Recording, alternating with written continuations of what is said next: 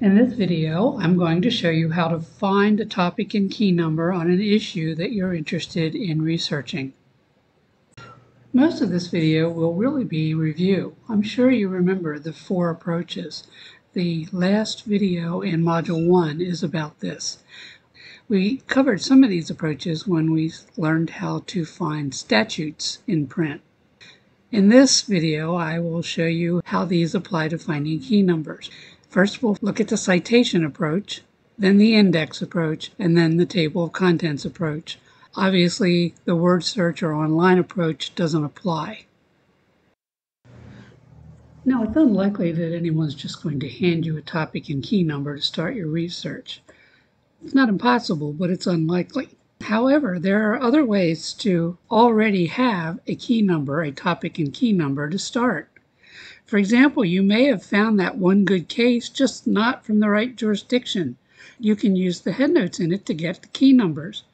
You might find a West published secondary source that you could use. Sometimes those secondary sources provide topics and key numbers. Or if you did your research in a West published statutory code, there might be topics and key numbers provided in the library notes. Let me show you a couple examples. Here, for example, are some notes right after section 7309 of one of the California codes. Under library references, right at the top, you can see that it provides you with 2 different topics and key numbers that apply to this section of the code.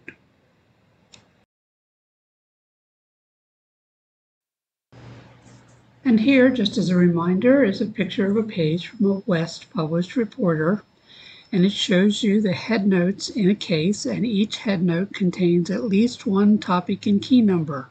You identify the headnotes that address your issue, and you can take the topic and key number with that headnote and go to the digest to find more cases that have that topic and key number in its headnotes. Do you remember indexes? You used one when we learned how to use the statutory codes in print. In this video, I'm going to give you a little tour of the print index for the California Digest. Every West Digest has an index. They're usually shelved at the end of the set, but of course every library is different. They're usually multi-volumes and they're usually paperback. They are alphabetical organizations of search terms, and instead of giving you a page number like an ordinary index or a statute code like in the statutory code index, this one gives you topics and key numbers. This is the descriptive word index for the West California Digest second series. You can see it's 4 volumes long, and each volume shows you what letters it contains. So here, for example, the first volume contains search terms that begin with the words A, B, and C. When you open the cover, you'll see the index page, and then if you turn to the back of the index page, you'll see the closing table where you can find out the most recent volumes covered by this digest. Then when you turn the page again, you'll find the preface, which is actually 1 page kind of explaining how the digest is organized. So I highly recommend you take a look at that.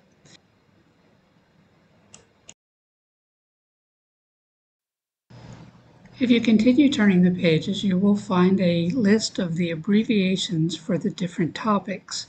This can be helpful because sometimes you just don't know what the abbreviation means, and if you don't know what it means, you won't know what topic the key number is for. So you can turn to the front of the volume and find this list. This is actually only 1 page of the list. It's, I think, 2 or 3 pages long. So for example, if you saw the abbreviation ADM, what topic is that? Well, here it shows you that that's the abbreviation for the topic Admiralty.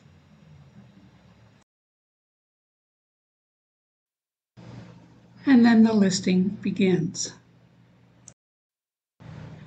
So let's suppose you're interested in researching dogfighting and cockfighting as cruelty to animals.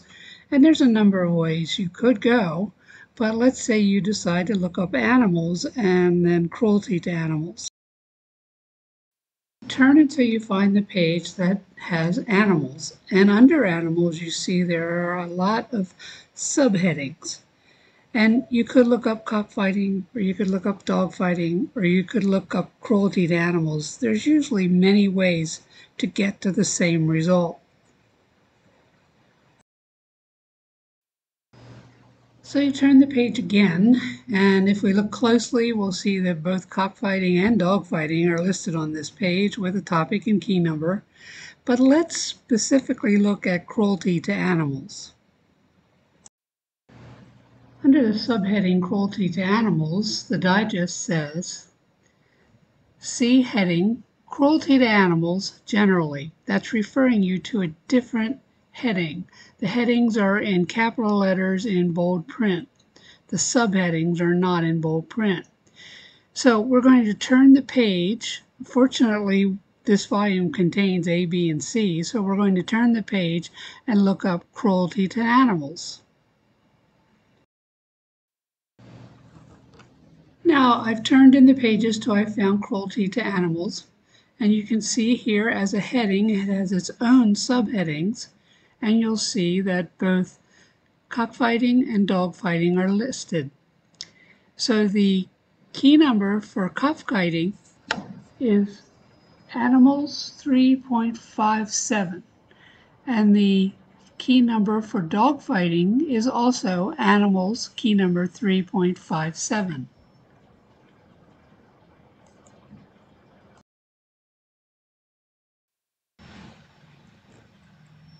Now let's look at how to use a table of contents to find a relevant key number. To do this, I'll need to bring up a PDF of a topic.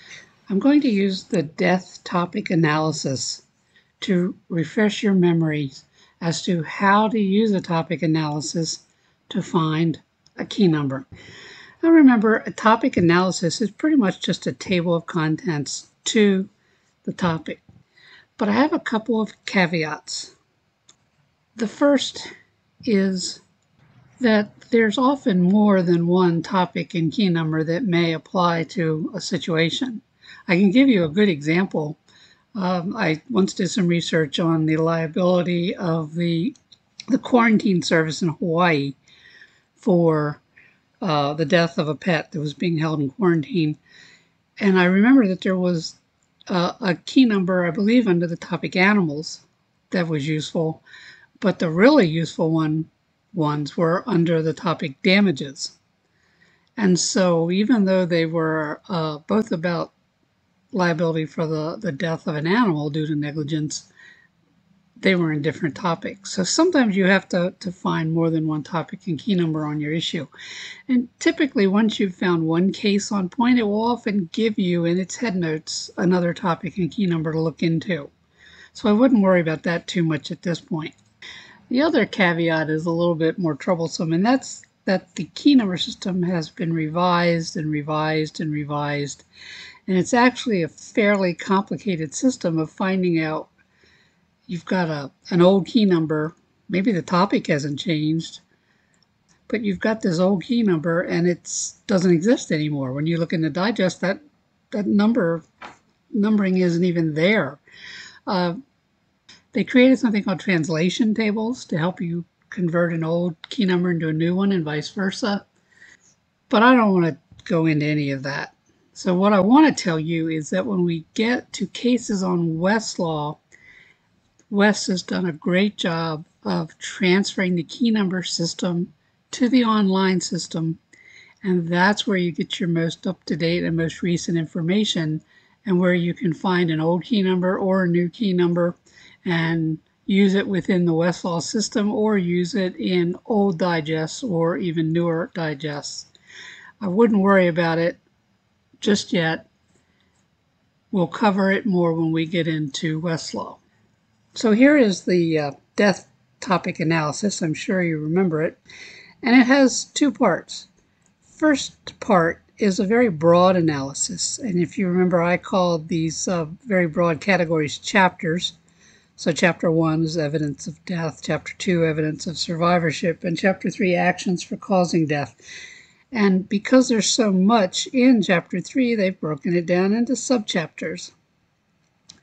So let's suppose that you were interested in finding out information about a dying declaration in a case involving death. And so you come to the death topic analysis and you see, okay, evidence of death, evidence of survivorship, actions for causing death. And under actions for causing death, you find evidence and you think, oh, okay, I want to go look at subchapter G of section 3 or of chapter 3. So you start scrolling or running your finger down the page and you go, okay, well, there's chapter 1. I don't need to look in there because I know what I want is in chapter 3. So there's chapter 1, there's chapter 2, and now I'm in chapter 3. And I want to find subchapter G. So there's A, and all the key numbers that fall under A.